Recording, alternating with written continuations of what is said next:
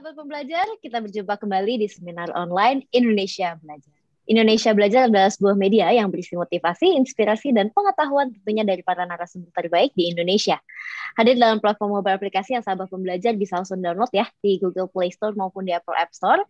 Dan juga bisa klik di website kita di indonesiabelajar.id atau melakukan follow pada Instagram kami di indonesia_belajar.id. Dan bagi Anda yang memiliki Facebook, Anda boleh juga untuk melakukan like pada Facebook fanpage kami di indonesiabelajar.id. Perkenalkan sahabat pembelajar, nama saya Jessica yang akan membantu seminar online kita hari ini. Dan seperti biasa ya, setiap hari Kamis siang kita menghadirkan seseorang yang luar biasa, yang tentunya kita di sini sudah sama-sama tahu beliau siapa. Beliau merupakan Bapak Danang Priyadi, SPD MMCTM, seorang storyteller, writer, author, dan Kepala Sekolah TAA Pinang Ranti, Jakarta Timur. Tentunya beliau sudah hadir di tengah-tengah kita. Kita sapa terlebih dahulu. Selamat siang Pak Danang, apa kabar? Semangat pagi, salam Danang, datang untuk menang. Luar biasa sekali. Terima kasih Pak Danang, dari awal Indonesia Belajar sampai saat ini semangat Pak Danang itu tidak pernah padam, luar biasa. Dan selain itu, hari ini juga sangat spesial sahabat pembelajar karena kita menghadirkan juga Bapak Dwi Sapta S. Brata CTM, seorang practitioner, Leap Enabler, Certified Black Belt, dan Certified Theocentric Motivator. Tentunya beliau juga sudah hadir di tengah-tengah kita. Kita sapa dulu. Selamat siang Pak Dewo, apa kabar? Selamat siang, fantastik, luar biasa. Selamat siang sahabat-sahabat semuanya. Om Danke, selamat siang, Danang keren. Thank you. Thank you, Pak Dewo. Luar biasa sekali. Jadi kita di sini harus tetap semangat dan tentunya tetap bahagia ya. Dan sahabat pembelajar dan juga Pak Danang dan Pak Dewo, hari ini tema seminar kita adalah deliberate practice. Nah, jadi kunci sukses dari learn to master adalah mengaplikasikannya dengan berlatih dan terus berlatih. Nah, bagaimana cara berlatih hingga menjadi seorang master? Hari ini kita akan bahas bersama-sama dengan Pak Danang dan juga Pak Dewo. Jadi bagi sahabat pembelajar, jangan keluar dulu sampai kita benar-benar selesai. Dan bagi Anda yang ingin bertanya, Anda boleh langsung tulis saja pertanyaannya di dalam chat room kita. Karena nanti pada saat sesi tanya-jawab, kita akan bahas bersama-sama dengan Pak Danang dan juga Pak Dewo. Nah, tanpa berlama-lama lagi sahabat pembelajar, bagaimana nih? Mungkin saya akan ke Pak Danang terlebih dahulu. Bagaimana Pak intro mengenai deliberate practice? Silakan Pak Danang. Saya sapa dulu ini, yang mulia Bapak Stefanus CIAS. Luar biasa. Ini Mas siang, Mas Danang, Mas Dewo, terima kasih. Jessica. Pakar, tapi masih tahu setia itu belajar sama-sama. Nanti halo Pak Stefanus. Ya, Pak Epi Hidayat, lalu ada Ibu Sulfa, Bapak atau ya Sulfa Ulinuha, Pak Ramelan dari Pondok Kasih, Yapi, Ardian Dio, Fitra dari Blitar. Nah ini Bro Jimmy Napi Tupulu ini yang membuat saya itu jadi semangat. Jadi ceritanya begini, ini termasuk ilmu yang baru ini. Waktu itu saya mengirim 2 buku saya ke Bro Jimmy Napi Tupulu. Nah, ini karena saya lihat, wah kok ini rumahnya di Komplek Bank Indonesia ini. Ya mestinya ini enggak saya kirim, mestinya mesti beli gitu. Ternyata feeling saya try itu lagi itu betul, beliau bertanya. Ini saya harus ganti berapa? Oh 200.000 Bro Jimmy, karena itu mau bantu anak sekolah gitu. Tapi di luar dugaan, saya sampaikan bahwa saya bantu 3 anak sekolah hampir 1 juta setiap bulan. Beliau mau bantu 1 lagi. Akhirnya beliau membantu untuk 1 anak SD namanya Evan ya, dari kelas sekarang naik kelas 2, alhamdulillah puji Tuhan, itu dari sampai nanti lulus. Wah, saya hitung ini sampai 36 juta ini. Jadi ini ilmu baru saya ini Pak Dewo. Siang Bu Kusnia ya yang selalu setia juga, selamat datang. Jadi ini ilmu baru. Artinya kita try to luck, coba-coba keberuntungan. Tapi luar biasa. Sampai sekarang saya mendapatkan yang luar biasa. Ada yang 2 buku harusnya 200.000 bayar 500, tapi ada juga yang menyumbang buku sampai puluhan dus ya. Kemudian juga ada yang malah menyumbang 3 mesin jahit baru. Ya kalau di Wangan banyak juga ya. Tapi yang lucu macam-macam. Ada yang kirim makanan, ada bakpia dari Bali, pempek Palembang, lalu ada keripik dari Malang, lalu dari Sukabumi, kemarin dapat batik, 2 baju batik, jadi jadi lucu. Ini pemasaran model baru.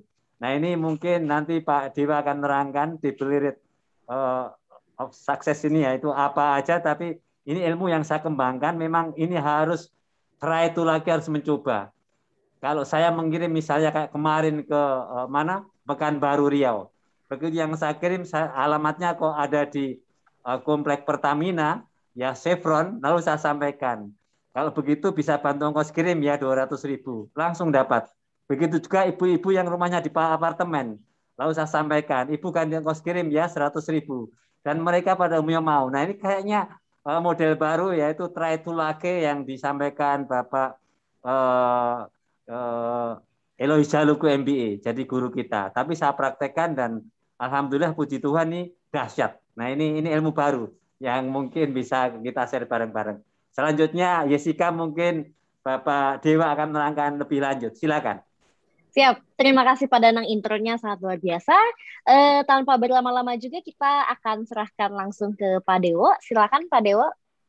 Baik, terima kasih Jessica. Saya akan mulai. Kembali lagi selamat siang teman-teman. Sambil saya menyiapkan Pak Danang, ngomong-ngomong pempeknya sama batiknya belum nyampe ke kita loh. Ini ada Mbak Tias dari Bogor. Kita cuma dengar ini ceritanya aja, ternyata ya realisasinya belum. Ya kalau Pak Hendarto itu apa itu Geduk Magelang, Mbak Tias ini kalau dari Bogor itu apa ya itu asinan. Nah ini ada Boru Simatupang, ini dari mana ini? Kalau dari Batak itu nanti ada apa ya? Durian ucok. Nah. Baik, sahabat-sahabat sekalian, kita akan melanjutkan diskusi kita pada minggu kemarin. Kita sekarang akan berbicara mengenai deliberate practice. Apa sih deliberate practice? Nanti kita akan diskusikan. Just untuk menyambung minggu lalu. Jadi kemarin kita belajar mengenai 2 hal, bahwa ternyata belajar itu ada macam-macam orientasinya, dan yang learn to know, jadi sekedar tahu, sekedar understand, mungkin ditambah sedikit latihan atau exercise akan menjadi skill, tapi skill saja sampai di situ saja tidak cukup untuk menjadi seorang master, maka ada tingkatan yang lebih tinggi lagi. Kemarin kita berbicara untuk learn to master, tambahannya adalah kita harus mengimplementasikan. Kalau know itu sekedar tahu, kalau gaining skill itu kita bisa merefleksikan ke dalam kehidupan kita, ke dalam tugas-tugas kita, ke dalam kegiatan-kegiatan kita sehari-hari, bagaimana itu bisa diterapkan. Tapi kalau hanya berhenti di situ, ya tetap aja kita hanya to know the what dan to know the how, sedikit-sedikit, tapi untuk bisa menjadi master adalah to apply atau to do atau melakukan apa yang sudah kita pelajari itu. Mudah-mudahan teman-teman sekalian sudah apply ini, sudah tahu, jadi sudah mulai ada, oh yang saya learningkan beberapa minggu yang lalu atau beberapa bulan yang lalu itu ternyata harus diaplikasikan supaya saya menjadi seorang master. Mudah-mudahan ada yang sudah terinspirasi. Nanti kalau ada yang sudah terinspirasi, boleh sharingkan di sesi tanya jawab nanti ya. Baik, Bapak Ibu sekalian, sekarang kita akan bertanya. Kemarin sebenarnya juga kita sudah singgung sedikit. Terus bagaimana? So what? Kalau begitu bagaimana cara belajar yang baik itu? Nah, salah satu yang kita lakukan adalah dengan melakukan deliberate practice. Atau ada yang menyebutnya sebagai purposeful practice. Ada yang bilang lagi sebagai intentional practice. Practice yang intentional, praktis yang purposeful, yang mempunyai tujuan yang jelas. Nah itu kira-kira apa namanya ya, istilah-istilah yang sering dipersamakan atau dipakai terkait dengan deliberate practice ini. Teman-teman sekalian, kemarin kita sudah berbicara mengenai learn to know dan learn to master. Nah, ada satu buku judulnya Grit. yang menulis adalah Angela Duckworth. Kemarin juga saya singgung sedikit, The Power of Passion and Perseverance. Jadi kalau kita mau berhasil itu ternyata tidak semata-mata hanya berbicara mengenai talent, berbicara mengenai kemampuan, atau berbicara mengenai talenta itu apa ya, mengenai apa yang kita punya, tetapi ada faktor lain. Kita harus mengembangkannya yang disebut di dalam istilahnya Angela itu sebagai grit, yaitu isinya kurang lebih adalah passion dan perseverance. Nah, di dalam buku ini Angela Duckworth juga mengatakan hal yang similar, yang mirip dengan apa yang saya sampaikan di muka, learn to know dan learn to master. Hanya sedikit perbedaannya apa? Kalau menurut Angela Duckworth dalam bukunya Grit ini, katanya talenta, bakat itu harus diikuti dengan effort, harus diikuti dengan usaha. Bakat tok saja tidak cukup. Bakat itu talent, bakat itu laten, bakat itu ada di dalam diri kita, yes. Tetapi untuk bisa berhasil itu perlu dikembangkan. Makanya bakat tadi, dari bakat yang kita punya itu, kita harus ada usaha, harus ada effort, sehingga untuk mengembangkan bakat tersebut, sehingga bakat itu menjadi skill. Nah, di sini kemarin kita berbicara learn to know. Nah, ini akhirnya hasilnya kan skill. Know what sama know how, itu akan menjadi skill. Nah, kalau grit mengatakan talent dikalikan effort, atau ditambahkan effort, maka akan menjadi skill. Nah, skill ini kalau kita tambahkan menjadi dengan effort lagi, dengan usaha lagi, baru dikatakan oleh Angela Duckworth sebagai achievement, atau keberhasilan, atau kesuksesan, atau pencapaian. Jadi kalau effortnya cuma satu, dia akan menghasilkan skill saja. Kalau effort belajarnya itu yang di bawah tadi, to know aja, maka akan menghasilkan skill saja. Nah, skill ini harus ditambahkan menjadi effort yang lain supaya bisa menjadi achievement, menjadi sukses, itu baru bisa kita capai. Jadi di sini teman-teman sekalian, tentang effort itu 2 kali lipat dibandingkan dengan talent, dengan bakat. Cukup, harus ada effort kuadrat. Effortnya 2 kali. Nah, ini effort untuk apa? Yang pertama adalah effortnya itu berupa untuk belajar terus, mengembangkan terus talenta tersebut, dan juga berlatih. Maka teman-teman, kalau effort yang pertama kita lakukan, kita punya talent. Kalau nggak punya talent gimana? Nanti akan kita jelaskan. Kita ada talenta, kita berikan effort dengan cara berlatih dan belajar, maka akan menjadi skill. Nah, skill ini kalau kita tambahkan effort lagi, yang namanya effort to practice, effort to apply, kok praktisnya 2 kali? Yes. Kemarin kan kita berbicara mengenai praktek sedikit untuk menghasilkan skill, itu kan ada the how-nya. Tapi praktek yang paling besar adalah yang di bawah itu. Setelah kita punya skill dan kita apply, kita implementasikan, maka kita akan menjadi seorang master. Maka kita akan menghasilkan achievement. Apa artinya seorang master? Seorang master itu biasanya menghasilkan masterpiece. Nah, seorang yang akan menghasilkan masterpiece itu effortnya 2 kali lipat. Effort untuk belajar dan effort untuk apply tadi kemarin itu. Sehingga kita menjadi seorang, kalau bahasa Indonesia biasanya champion atau dibilang kampiun kalau bahasa Indonesia. Nah, itu sebenarnya isinya seperti ini. Kadang-kadang kita melihat, wis orang itu sukses banget ya, talented banget ya. Nggak tahu teman-teman bahwa di balik suksesnya itu ada effort 2 kali. Effort kuadrat. Effort to learn, effort to practice, dan effort to apply.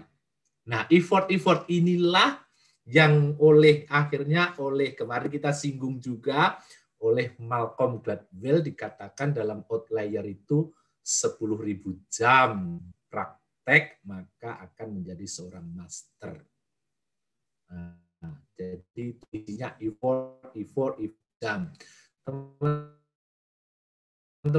sekalian mungkin teori 10.000 jam ini untuk praktis untuk menjadi master itu memang ada pro and cons. Ada yang bilang tidak cukup itu saja, ada yang bilang ada yang di bawah 10.000, ya di atas 10.000. Angka 10.000 itu katanya nggak justify.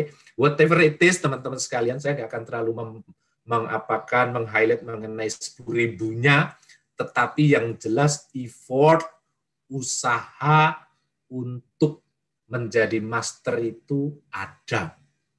Bahwa berusaha perjuangan untuk menjadi seorang master dengan cara belajar itu atau dengan cara learning tadi, learning to understand dan learning to master tadi memang ada. Terlepas 10.000, 20.000, 15.000 memang ada dan memang itu bukan satu-satunya faktor, ada banyak faktor, tapi minimal orang mengakui bahwa practice is important untuk menjadi seorang master. Nah, dari sinilah kemudian kita berbicara deliberate practice. 10.000 jam itu kan bukan main-main itu. Itu bukan ini main-main. Karena apa? Ada pada suatu ketika yang bertanya, Pak, ini ada yang tadi Boru siapa tadi? Yang dari Medan, dari Sumatera Utara, biasanya kan orang Medan itu kan suka main catur. Ya kan? Kalau sendiri katanya nyanyi main gitar, kalau berdua biasanya main catur. Kalau bertiga nyanyi trio gitu ya. Nah, kalau mereka bicara mengenai main catur, mungkin dia akan bertanya ke Pak Danang, Om Danang, saya ini loh Pak, dari umur 4 tahun atau umur 5 tahun itu udah main catur Pak di Lapo katanya. Dan sehari bisa sejam, 2 jam, 3 jam Pak. Kalau saya kumpul-kumpulkan Pak, itu lebih dari 10.000 jam, sekarang saya sudah 40 tahun umur saya. Kok saya juara RT pun enggak? Kok saya boro-boro jadi Grandmaster atau Master Internasional? Satu piala pun enggak pernah dapat, Pak. Berarti ini yang namanya 10.000 jam itu enggak terbukti dong, Pak. Karena saya udah lebih dari 10.000 jam, tidak juga jadi master saya, Pak, di catur. Atau teman-teman bertanya mungkin, Pak, saya kalau bicara berjalan, atau lari, itu seumur hidup saya berjalan atau lari, Pak. Om Danang itu kemana-mana jalan kaki, Pak. Jalannya cepat, dan kalau dihitung, Pak, dari zaman saya bisa berjalan umur 2 tahun sampai sekarang, Om Danang itu umur 60 tahun, itu 10.000 jam lebih loh, Pak. Saya udah praktis, udah menjalankan itu lari, menjalankan itu berjalan. Kok saya nggak pernah dapat piala juara medali untuk juara jalan kaki cepat ya, Pak? Kok nggak pernah saya dapat medali juara lari ya, Pak? Jadi praktis 10.000 itu berarti bohong dong, Pak. Nah, ini kuncinya teman-teman sekalian.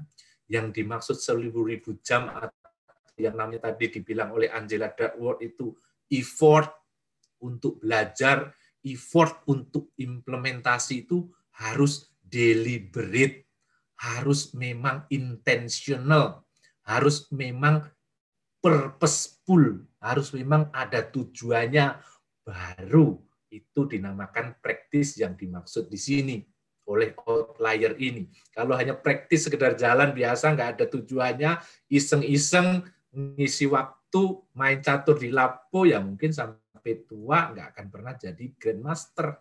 Tapi kalau mau jadi Grandmaster beneran, itu harus deliberate, harus purposeful, harus intensional, harus memang diniatkan gitu. Nah, deliberate practice itu seperti apa? Ada beberapa ciri, ada beberapa hal yang menjadi ciri dari deliberate practice, dan ini dipraktekkan oleh hampir, boleh dibilang oleh hampir semua master, hampir semua champion, hampir semua pemenang itu, orang-orang yang sukses itu deliberate practice-nya itu hampir mengikuti ini.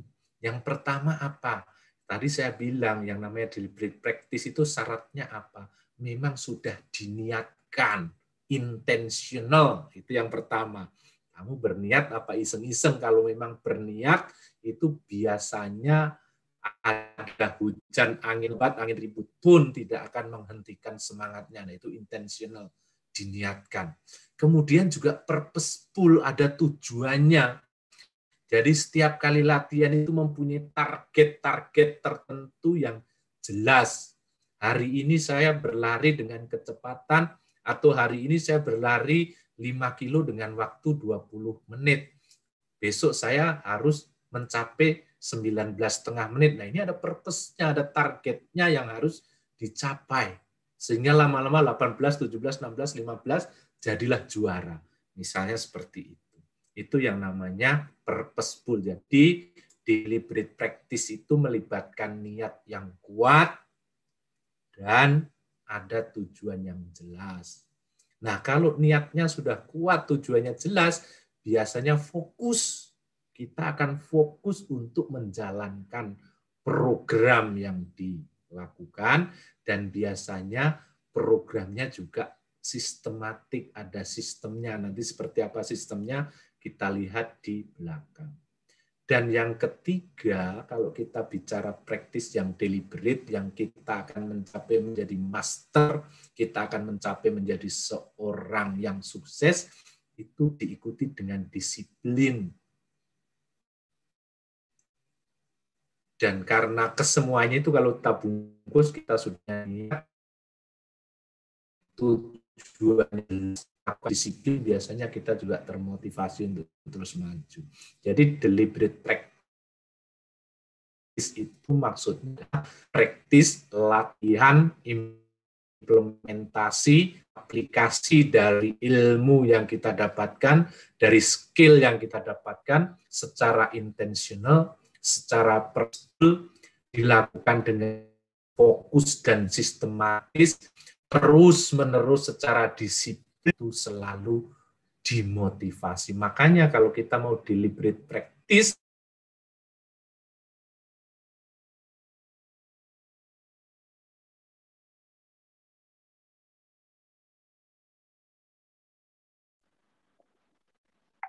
mungkin Pak Brata ini ya, kelempar ya, sahabat pembelajar. Jadi kita tunggu saja Pak Brata, Pak Dewo.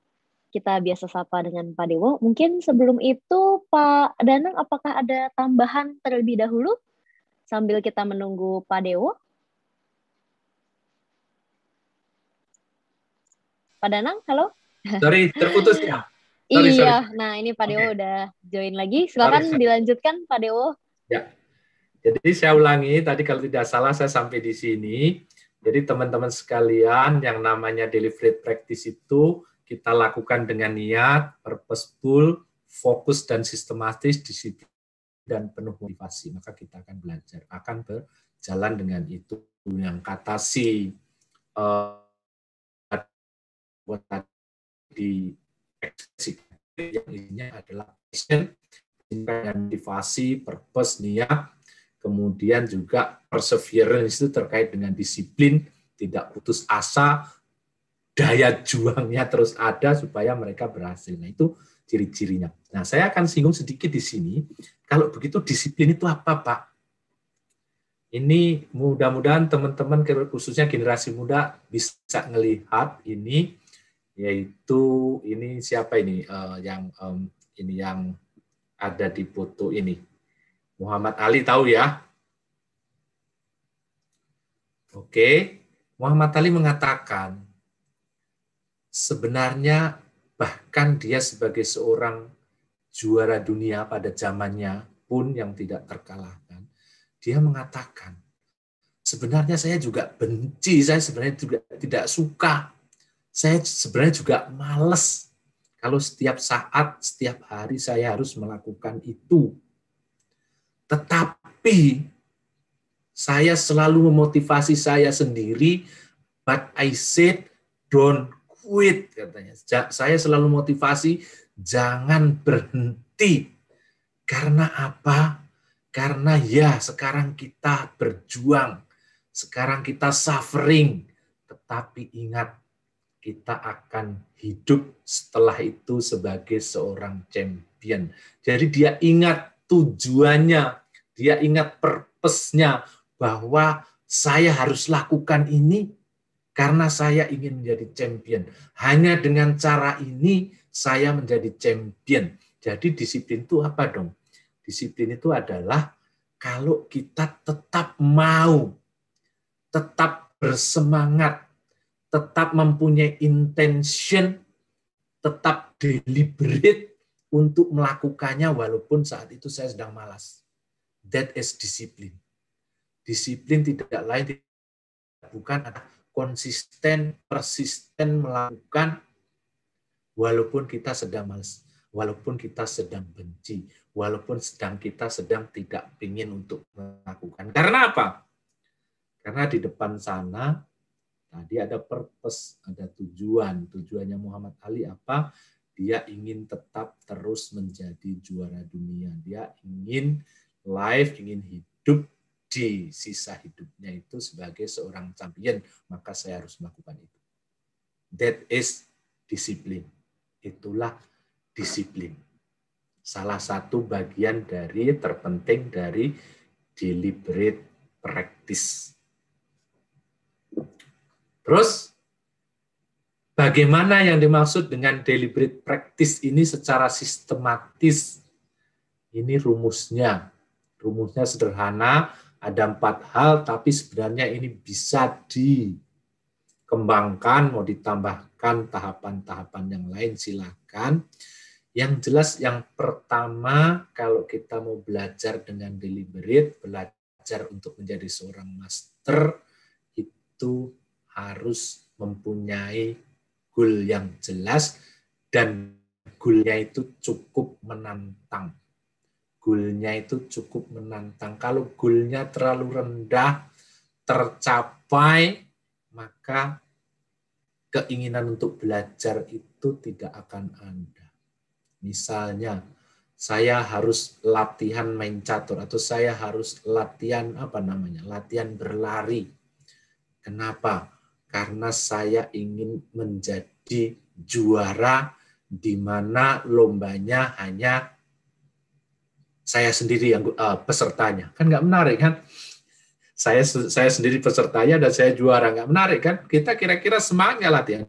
Enggak. Tapi kalau stretch goal itu ditetapkan, makanya tadi kalau orang lari dicontohkan, hari ini saya mencapai 20, besok stretch goal-nya saya harus mencapai 19. Ada stretch goal-nya. Stretch goal itu artinya apa? Goal-nya cukup menantang, tapi bisa dicapai. Karena kalau tidak bisa dicapai, akhirnya kita juga tidak termotivasi. Sekarang kita 20 menit untuk 5 kilo, besok targetnya adalah 10 menit. Too ambisius, too stretch, akhirnya tidak memotivasi. Tetapi kalau dari 20 ke 19,5 atau ke 19, that is stretch enough, tapi bisa dicapai. Itu stretch goal. Jadi kalau mau latihan benar-benar ya harus tentukan stretch goal-nya apa. Oke, stretch goal saya adalah by end of this year, saya sudah harus bisa melakukan ABC. Nah, itu berarti kita punya goal yang spesifik dan stretch. Tidak terlalu mudah untuk dicapai. Nah, karena goal-nya itu stretch dan biasanya ditambah important, kalau ada satu buku lagi saya sebutkan, For Discipline of Execution, goal-nya itu goal yang super duper penting, ada yang bilang highly important goal, atau wildly important goal, goal yang sangat penting, dan stretch, ada stretch-nya, maka mau nggak mau kita akan fokus. Ini adalah hidup mati saya, ini adalah bagian dari sukses saya, ini adalah milestone yang penting dalam hidup saya untuk dicapai. Maka saya akan fokus at all cost, at all effort. Nah, setelah dilakukan dan kita kerjakan dengan fokus, ada proses feedback. Kita harus mau dinilai, kita harus mau dievaluasi, kita harus mau diberi masukan, kita harus mau diberi saran, kita harus menerima kalau orang lain mengatakan kekurangan-kekurangan selama kita latihan.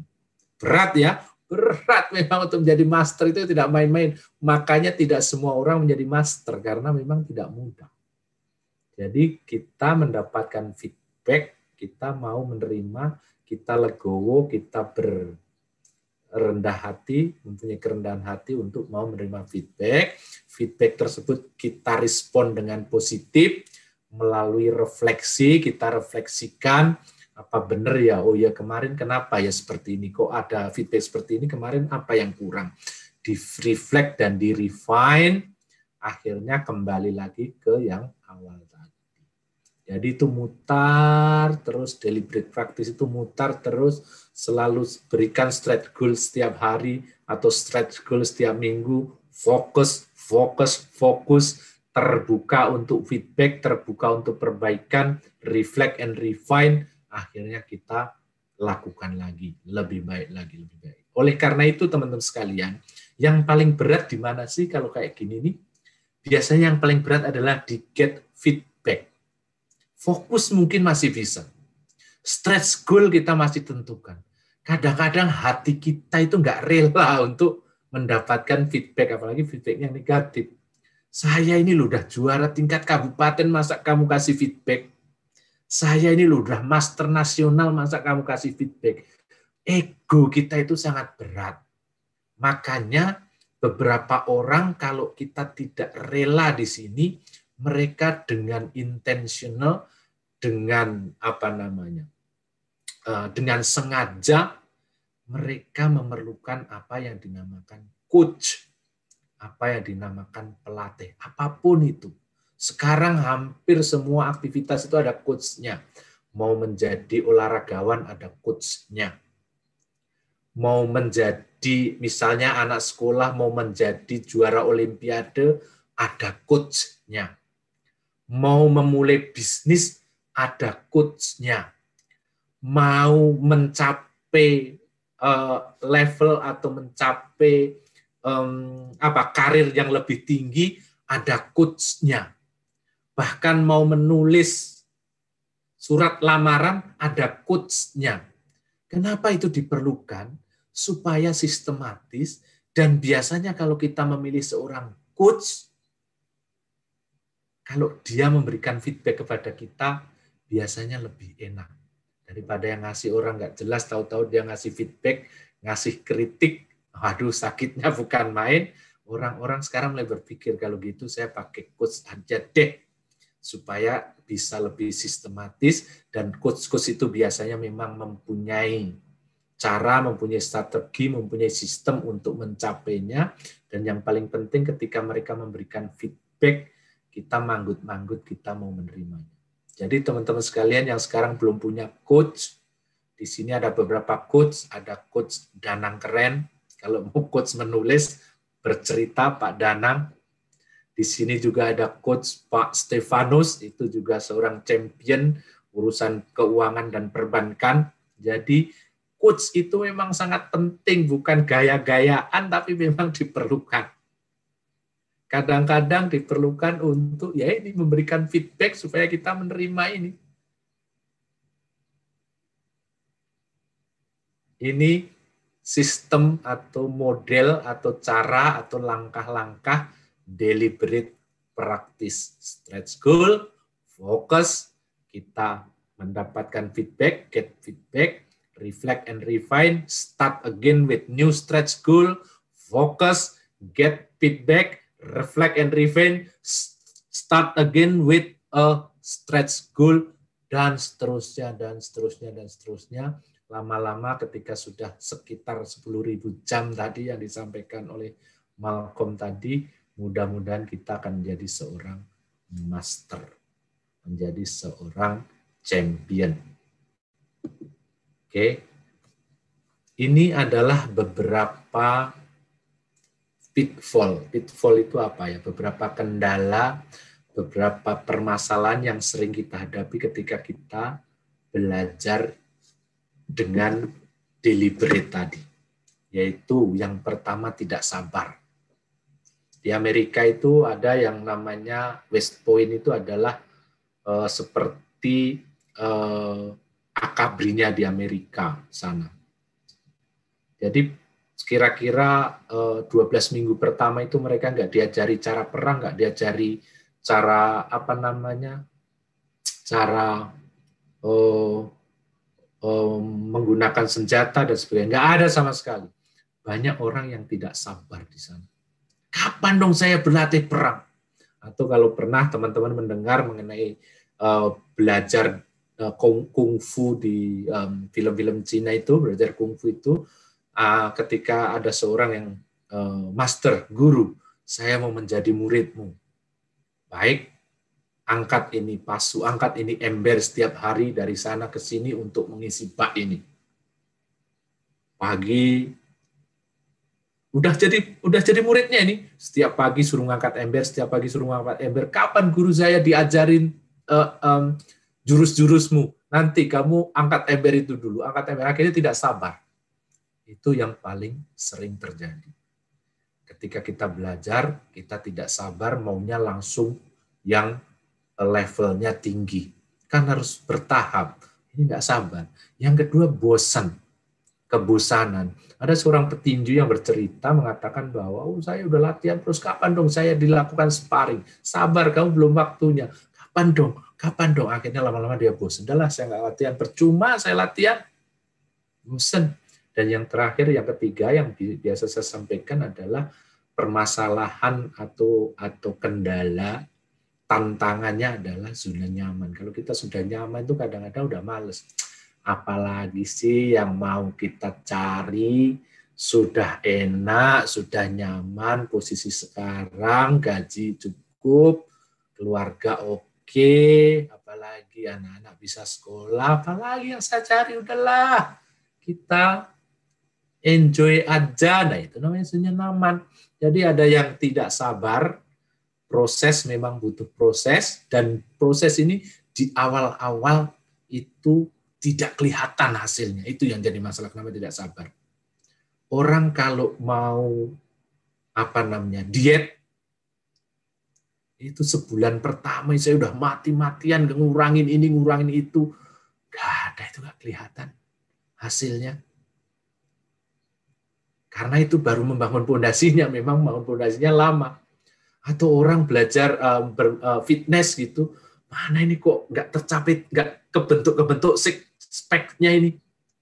Sudah setiap hari jungkir balik kok tidak kelihatan. Tidak sabar, memang ada prosesnya Bapak sekalian. Makanya di Malcolm itu dikatakan 10.000 jam. Minimal 10.000 atau sekitar 10.000 jam. Itu kalau diekualkan dengan waktu kurang lebih 10 tahun. Harus sabar, harus tidak bosan. Nah ini, kunci dua itu. Tidak sabar dan bosan ini adalah salah satu kendalanya. Di samping tadi saya sampaikan zona nyaman. Sudah mencapai, ya sudahlah. Gitu. Teman-teman sekalian, ini ada yang cara lain, ada yang dituliskan di sini oleh Paul Stott. Adversity Equation, dalam bukunya Adversity Equation itu, orang-orang itu seperti ini. Kalau orang-orang mau mencapai sukses itu ternyata seperti ini. Ada yang setelah kita memutuskan, ini sudah memutuskan ini teman-teman. Congratulations, kalau kita di seminar motivasi, jangan congratulations, you have decided to be a successful person. Udah memutuskan dan sudah mulai jalan, tapi ada yang di tengah jalan quit. Aduh, ya seperti tadi. Aduh, kok nggak berkembang sih? Biasanya saya ini menganalogikan dengan orang yang akan mendaki Gunung Semeru. Kalau teman-teman yang suka mendaki Gunung Semeru di Jawa Timur itu, langkah pertama adalah kita berjalan di Padang Ilalang untuk menuju pos yang namanya Ranukumbolo. Nah, dari tempat pos terakhir mobil boleh datang sampai ke Ranukumbolo itu, kalau teman-teman berjalan itu sekitar 4-6 jam kurang lebih, itu di sebelah kirinya nggak ada tanjakan, hampir nggak ada tanjakan, nggak ada apa, isinya ilalang, padang ilalang, terus. Orang-orang mulai bertanya setelah 1-2 jam jalan, ini kita naik gunung apa hiking sih? Ini kita benar-benar mau naik gunung apa enggak sih? Akhirnya mereka mulai quit. Dalam hidup kita juga sama. Kadang-kadang keluarga kita mengatakan, apa sih yang kamu cari, Pak? Ini kok nggak bergerak, jangan-jangan salah, udahlah, nyerah aja. Akhirnya kita menjadi quitter. Ketika kita tidak melihat perkembangan di awal-awal yang memang seperti itu, akhirnya kita menjadi quitter. Ada juga yang menjadi camper. Camper itu zona nyaman. Jadi ketika sudah sampai di Ranukumbolo, mereka biasanya mendirikan tenda untuk istirahat, nanti akan melanjutkan perjalanan. Nah, di Ranukumbolo itu kalau pas datang ke sana teman-teman sekalian, alamnya masih asri, masih alami. Kalau datangnya pas bulan purnama itu, bulan purnama kelihatan pendek, ibaratnya besar dan pendek, ibaratnya bisa dipetik gitu di atas telaga yang jernih gitu. Orang-orang berpikir, aduh ngapain saya pergi lagi. Di sini aja udah bagus banget. Pemandang alamnya udah bagus, tapi itu belum puncak. Ada juga yang di sana, ya udahlah saya camping di sini aja lah. Ayo teruskan, kita teruskan. Saya tunggulah 1-2 hari di sini. Akhirnya cutinya habis, nggak jadi sampai ke atas. Itu namanya campers, karena zona nyaman mereka berhenti dan tidak melanjutkan. Nah, yang namanya climber. Kalau climber itu memang dia fokus tadi. Jadi begitu sudah waktunya, tenda diberesin, jalan lagi naik. Dan akhirnya orang-orang inilah yang akan mencapai ke puncak. Orang-orang inilah yang akan mencapai kesuksesan. Jadi permasalahan-permasalahan tadi sebenarnya tergambarkan dalam Twitter itu biasanya kebosanan, campers itu zona nyaman. Kalau bisa mengatasi itu, mudah-mudahan teman-teman bisa masuk ke climber, menjadi climber club, menjadi elite club, dan akhirnya Anda mencapai puncak. Jadi teman-teman sekalian, kalau kita berbicara deliberate practice, kalau ini menjadi master, tidak semata-mata kita hanya praktis-praktisan, tidak semata-mata kita hanya asal melakukan, tapi kita harus memegang prinsip deliberate practice, sehingga kita bisa mencapai ke puncak. Ingat derailernya, ingat pitfall-nya, ingat kendala-kendalanya adalah tadi kebosanan, dan juga apa tadi? Tidak sabar, bosan, dan zona nyaman. Itu tidak sabar dan bosan itu biasanya mengakibatkan kita menjadi quitter. Kalau zona nyaman mengakibatkan kita menjadi campers, tetapi camping kita itu belum di puncak. Saya akan stop di sini untuk biar ada sisa waktu untuk kita tanya jawab. Demikian Mbak Jessica, silahkan dilanjutkan. Siap, terima kasih Pak Dewo. Mungkin Pak Danang terlebih dahulu ingin bertanya, silakan Pak Danang sebelum kita saya terima kasih nih. Pak Dewa ini menguatkan saya, karena apa? Begitu saya muncul buku saya pertama, 7 Cara Bodoh Berjualan, ini menurut penerbit ini adalah masterpiece saya. Jadi sekarang saya baru tahu apa sih masterpiece itu. Jadi dianggap pencapaian saya tertinggi justru malah di buku yang pertama. Sehingga dengan begitu, mungkin nanti Pak Dewa bisa ngasih tambahan, mungkin lebih mudah masukkan ini tanpa harus ribet lagi, karena udah ada bahwa dia itu masterpiece. Atau buku yang ketiga berikutnya, dan sekarang akan muncul buku yang keempat. Nah, ini saya beruntung karena orang mencari masterpiece kadang-kadang justru harus melalui tahapan yang lain-lain. Misalnya saya belajar dari Herman Kertajaya itu bukan buku pertama, justru buku Marketing 2000 yang buat dia terkenal. Atau bahkan Profesor Dr. Renat Kasali itu buku Change setelah buku berapa yang lainnya. Makanya waktu saya dikatakan langsung gampang masuk, yang namanya co-writer saya tadi Pak Dewa sampaikan juga kaget. Kok langsung diterima, kok langsung diterbitkan, kok langsung meledak, langsung kita ulang 5 kali.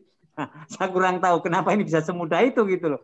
Atau karena ini memang karena udah latihan berpuluh-puluh kali dan karena dipraktekkan lalu saya diundang hampir ke seluruh Indonesia, ya melebihi para direktur atau trainer-trainer atau manajer yang lainnya. Bahkan saya yang di kelas paling bawah yaitu langsung di retail itu, karena mereka melihat aksi nyatanya itu dan hasilnya nyata. Nah, itu yang mungkin saya anggap master seperti itu. Dan kemarin co-writer saya itu Ayu Widya juga menyampaikan bahwa keahlian saya, master saya di bidang itu. Ini satu poin tadi yang disampaikan Pak Dewa. Lalu saya ingat juga yang namanya Mas Ruri, yang jago atau juara dunia catur itu, meskipun dia anak seorang tukang bajai, mulanya juga hanya karena pengen roti, supaya dia dapat roti dia harus menang. Tapi setelah ada lomba di Ancol dia juara Indonesia, lalu dia pengen lagi juara internasional, lalu akhirnya juara dunia catur anak di Yunani tingkat dunia. Nah ini ya yang disampaikan Pak Dewa, nggak mungkin dia akan sampai ke puncak sana kalau dia mulai tidak dari yang kecil soal memenangkan untuk dapat roti itu. Tapi akhirnya berkembang menjadi puncak-puncak.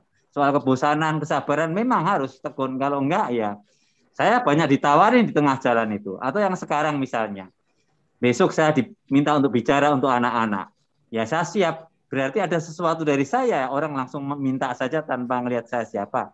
Atau bahkan kemarin saya dihubungi pimpinan percetakan di Bandung, seorang direktur marketing minta supaya saya menulis tentang kesehatan dan tentang rumah tangga. Saya juga heran, dari mana saya bisa nulis itu.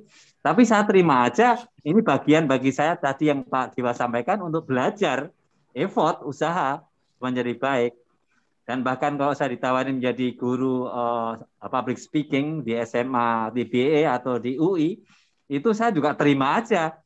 Ya, mungkin mereka udah ngelihat saya, atau Pak Dewa mengatakan storytelling, makanya saja diundang ke Merauke, ke Bangka Belitung, sampai ke Sabangun, saya jalan, karena sampai sekarang akhirnya memang banyak minta untuk saya ngajarin mendongeng.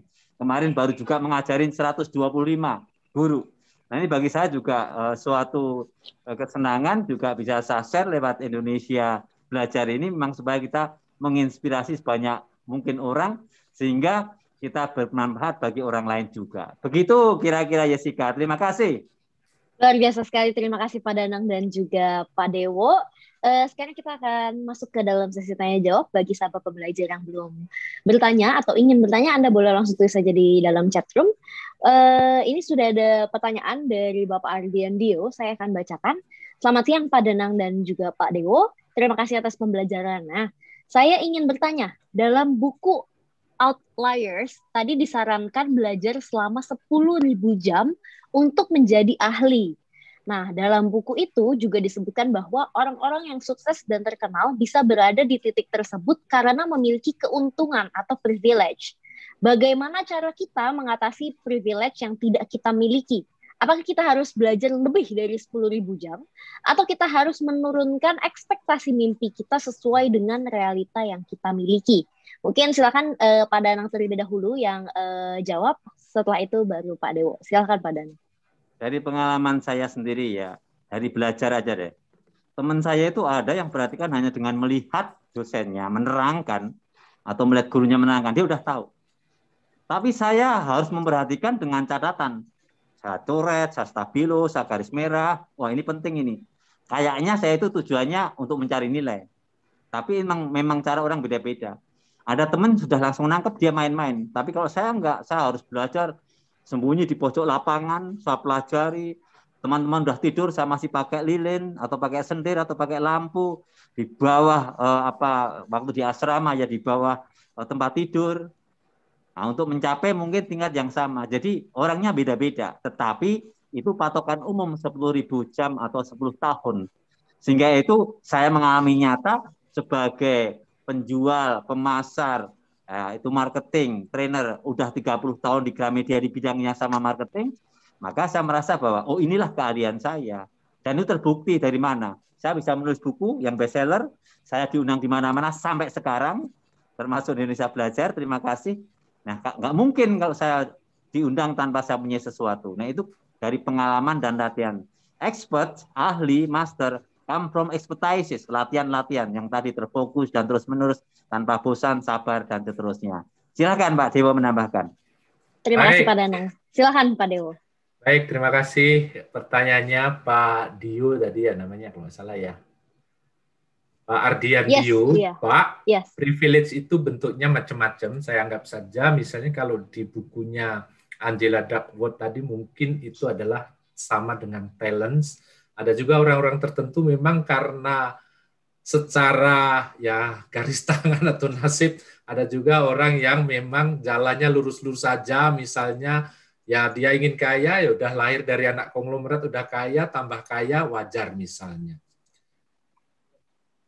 Seperti itu. Sorry, saya videonya belum keluar ya. Oke, itu atau memang ada yang namanya talent, ada yang namanya bakat. Itu juga mempengaruhi hal tersebut. Makanya beberapa orang seperti grupnya Ken Blanchard itu mereka mengatakan carilah di mana kamu itu mempunyai talent dan kembangkanlah itu. Temukanlah talentmu dan kembangkanlah itu. Kalau di theocentric motivation biasanya kita bilang temukan purpose-mu, temukan potensimu, maka purpose dan potensi itu akan menjadi passion-mu dan kembangkan itu. Memang kalau kita mempunyai privilege, mempunyai talent, mempunyai bakat, mempunyai tadi purpose dan potensi itu biasanya lebih cepat. Tetapi teman-teman sekalian, bukan berarti kalau kita talentnya so-so saja tidak bisa berhasil. Karena apa? Tadi dikatakan oleh si Angela Duckworth tadi, talent itu hanya satu faktor. Dua faktor yang banyak itu adalah effort. Talent itu tidak berarti kalau orang tidak bisa, belum bisa musik itu berarti tidak berarti dia tidak bisa musik. Tetapi talent itu hanya menyatakan bahwa orang yang mempunyai talenta memang proses belajarnya lebih cepat. Jadi talent itu lebih banyak terkait dengan kecepatan dalam belajar. Jadi Bapak sekalian, saya katakan memang ada yang mengatakan atau ada yang memahami sebagai ya carilah di mana potensimu, carilah di mana bakatmu, carilah di mana privilege-mu dan kembangkan itu memang akan mempercepat proses ini. Tetapi jangan sampai itu menjadi kendala ketika teman-teman, tuh kan saya nggak punya talent. Nggak, no. Talent itu one thing, but two other thing, effort itu dilakukan. Bahkan di banyak kasus, nanti di minggu depan kita akan berbicara mindset, growth mindset sama fake mindset. Di banyak kasus karena orang itu merasa mempunyai privilege, mempunyai talent yang besar, mempunyai di sekitar kita mendukungnya, semesta mendukung, kemudian mereka seenaknya dewe, Pak, seenaknya sendiri. Effortnya akhirnya nggak dilakukan dan tidak berhasil. Ada banyak orang yang punya talenta, tetapi tidak pernah menjadi seorang yang sukses karena apa? Dia terpaku, dia terpasung oleh privilege tadi, dan tidak bisa mengoptimalkan karena tidak punya kemauan, akhirnya tidak tercapai. Talent, privilege, yes, it is part of the process, itu akan mendukung, mendorong kita untuk menjadi sukses, tetapi it's not the only. If you only have privilege yang so-so, Pak, nggak punya privilege, tetapi Anda punya effort yang luar biasa, bukan tidak mungkin Anda lebih sukses daripada orang yang punya privilege, tapi dia terlena masuk ke zona nyaman, merasa sudah pasti sukses, akhirnya seenaknya dewi. Tanggapan saya seperti itu, Pak Ardian. Oke, siap. Terima kasih Pak Danang dan juga Pak Dewo. Semoga Pak Ardian Dio sudah terjawab ya. Kita lanjut lagi ke pertanyaan berikutnya. Ini ada dari Bapak Stefanus. Saya akan bacakan. Apakah untuk menjadi ahli itu harus selalu ada coach? Dan bagaimana dengan seorang yang menjadi ahli dengan cara otodidak ya? Silakan Pak Danang terlebih dahulu, nanti akan langsung Pak Dewo. Silakan Pak Danang. Saya nambahin sedikit yang tadi di buku saya yang ketiga ini ya, itu ada Howard Gardner, ada 8 kecerdasan manusia. Jadi semua itu punya talent bakat itu. Makanya tinggal dipilih yang mana nanti dikembangkan. Seperti saya kok bakatnya linguistik ya, berbicara. Maka juga bisa menulis. Lalu saya sendiri ya, kalau ngomong banyak kadang-kadang kurang teratur. Makanya saya ada yang namanya coach saya namanya Ayu Widya. Ayu Widyanya membenahi supaya bahasanya ini enak. Karena dia udah nulis 9 novel dan 14 novel dan 9 buku anak, sehingga teruji dan terbukti udah puluhan tahun dia menulis, sekarang dia penulis itu. Jadi ada model yang seperti itu, ada yang tadi Pak Dewa katakan memang bisa autodidak ya. Tapi kita belajar banyak. Saya pernah ketemu dan dengar langsung dari biola ya, pemain biola Idris Sardi itu, dia waktu itu sama ayahnya, kalau kamu pengen jadi pemain terkenal, kamu setiap hari 2 jam harus berlatih, kalau enggak.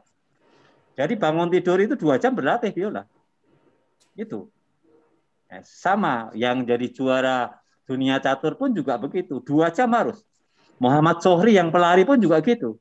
Setiap pagi dan sore, meskipun dia nggak disuruh saat itu ya, karena dia anak miskin. Nah ini yang bagus, yang kedua yang dikatakan Pak Stef tadi. Dia punya cara sendiri, karena rumahnya dekat di pantai, 5 kilo dari rumahnya itu ada pantai. Setiap pagi sebelum sekolah dia lari. Setelah pulang sekolah lari, paling nggak 1 jam 2 jam. Akhirnya sekarang jadi orang terkenal, termasuk pelari.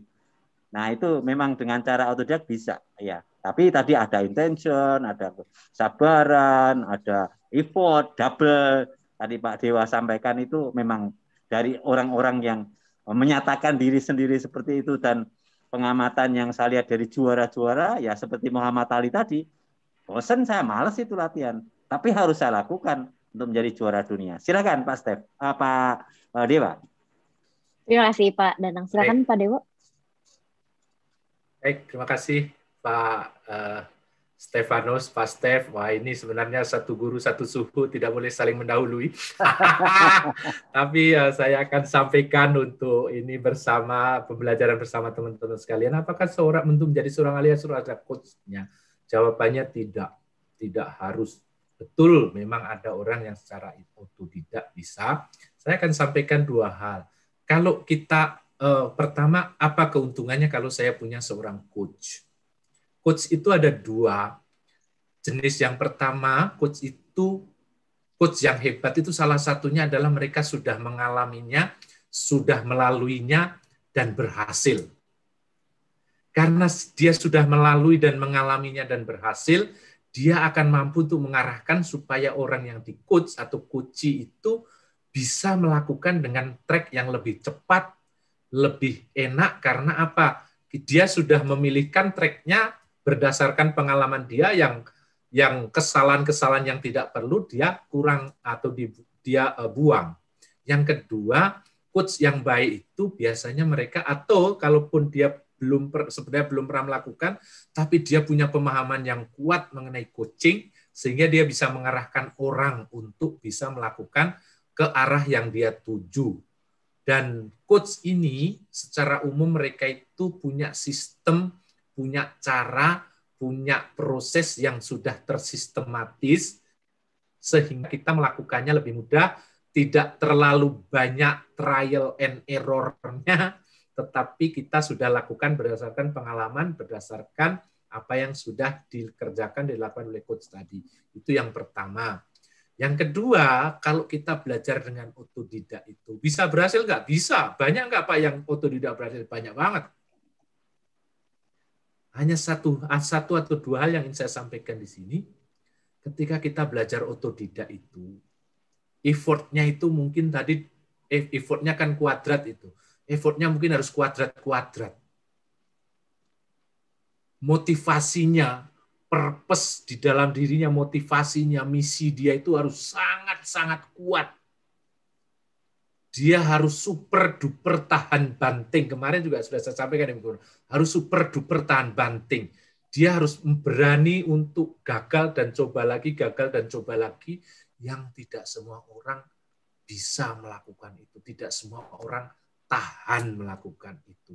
Itu seorang otodidak, Pak. Jadi memang bisa, tetapi prosesnya harus panjang. Teman-teman sekalian, semangatnya harus benar-benar, dan juga dia harus benar-benar tahan uji, benar-benar tahan banting. Dan yang ketiga, tadi yang saya sampaikan, kalau kita mau secara otodidak, Pak, itu siap-siap dikritisi orang. Dan kita harus tahan, kita harus rendah hati, kita harus legowo. Kadang-kadang sih dia otodidak bisa ilmunya, artinya dia punya semangat, punya ini, tetapi tidak tahan menghadapi kritik yang tidak perlu, menghadapi kritik bukan dari orang yang dia harapkan, menghadapi kritik dari orang yang menurut dia, kamu apa sih, itu yang paling susah. Kalau kita mendapat kritik dari coach, itu memang dia saya tunjuk sebagai coach untuk mengkritik. Kalau dikritik oleh orang lain, orang otodidak ini kalau dikritik oleh orang lain, memang kayak Pak Danang itu otodidak karena apa? Oh, dia dikritik, cuek aja, diambil hati, yang bagus diambil, enggak, ya enggak apa-apa. Istilahnya Pak Danang dikritik begitu, saya enggak patreen katanya. Itu memang kalau kayak Pak Danang itu, oke, mantap Pak otodidak. Tapi kalau yang kira-kira semangatnya pas-pasan, kita tidak tahan terhadap kritik, maka coach itu akan sangat membantu.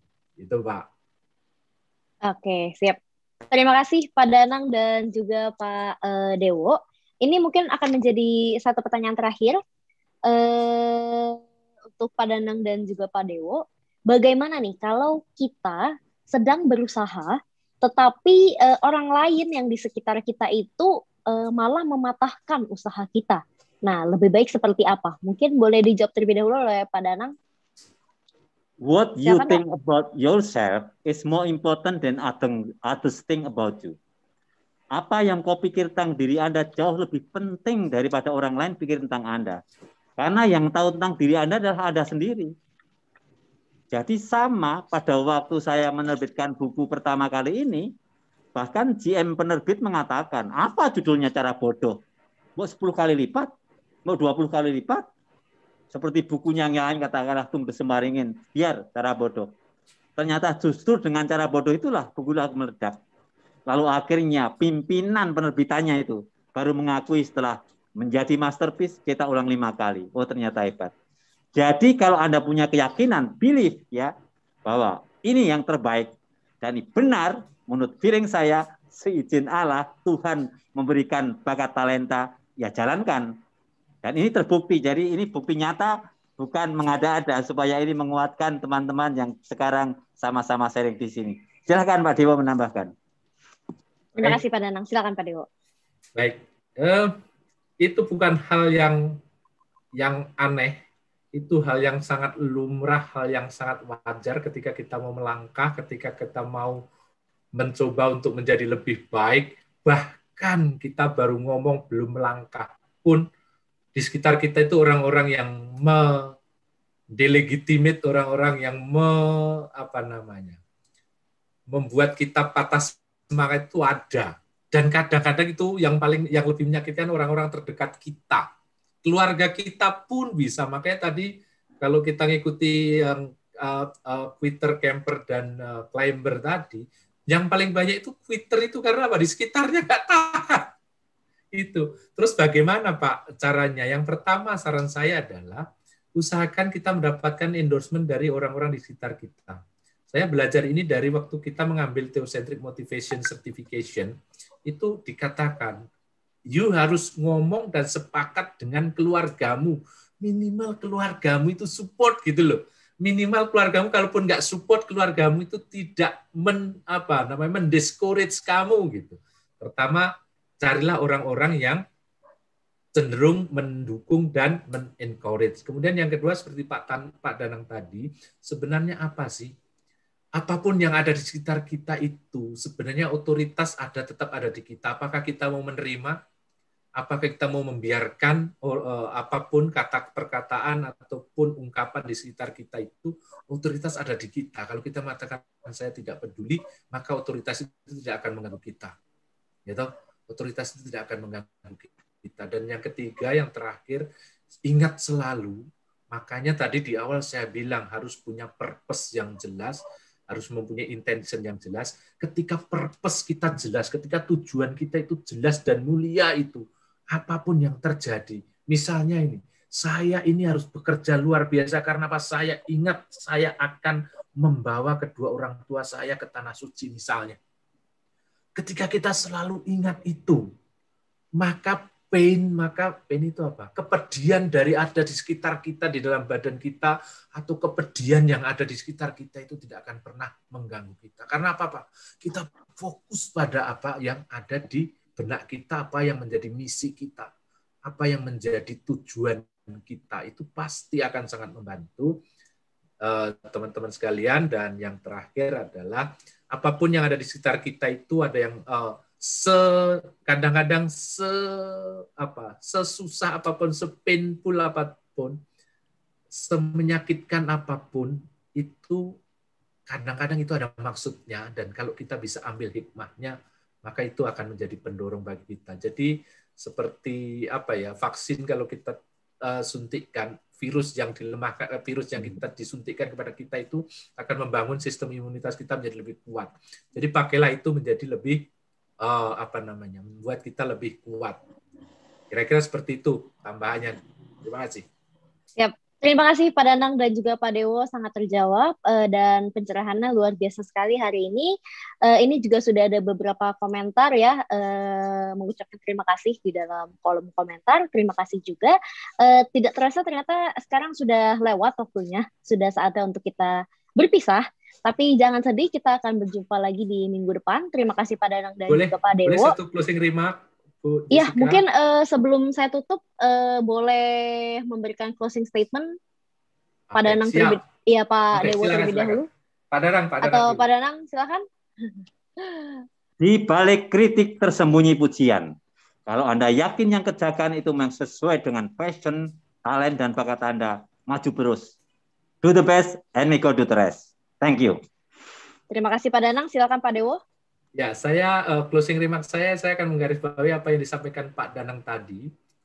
Jadi Pak Danang tadi mengatakan bahwa justru ternyata di buku pertama saya itu menjadi bestseller dan orang-orang menjadi kaget juga, bahkan yang membantu menuliskan pun terkaget-kaget, terkagum-kagum dengan apa yang dicapai oleh Pak Danang itu. Tapi saya mau menggarisbawahi teman-teman sekalian, itulah yang dinamakan the camper study. Jadi kadang-kadang hal itu membuat kita lupa diri, akhirnya itu zona nyaman, oh saya sudah sukses. Padahal sebenarnya di belakang buku Pak Danang itu ada calon buku-buku yang lainnya akan menjadi lebih the best seller. Kalau Pak Danang berhenti di situ dan menjadi zona nyaman di situ, maka itu yang tidak akan terjadi, akan terbawa ke dalam kubur. Tetapi Pak Danang sudah membuktikan bahwa itu bukan yang terakhir, karena habis itu muncul buku-buku yang lain. Luar biasa. Saya ambil satu hal sedikit, ada satu buku yang namanya Bukit dan Lembah, Peak and Valley. Jadi ketika kita mendaki bukit itu teman-teman, mendaki gunung teman-teman, ketika sampai di puncak, kita serasa udah puas, udah nyampe, udah tercapai semuanya. Tapi ingat, ketika Anda menikmati puncak itu, lihatlah, ternyata di depannya sana ada satu puncak yang lebih tinggi. Ketika kita mencapai yang berikutnya, lihatlah bahwa di depannya sana ada puncak yang lebih tinggi. Dan seterusnya, itu akan menghindari kita dari zona nyaman. Terima kasih. Terima kasih Pak Dewo dan juga Pak Danang, luar biasa sekali. Kita boleh sahabat pembelajar untuk membuka mic-nya dan juga mengucapkan kepada Pak Danang dan juga Pak Dewo terima kasih, dan saya juga berterima kasih kepada sahabat pembelajar sudah hadir di tengah-tengah kita. Jangan lupa nanti ini kita akan proses dan akan langsung masuk ke dalam YouTube. Jadi sahabat pembelajar yang tadi telat atau mau melakukan share kepada temannya, kerabat, boleh banget nanti dari YouTube-nya kita. Oke, sekali lagi saya ucapkan terima kasih, stay safe, terus bahagia, dan sehat selalu. Terima kasih.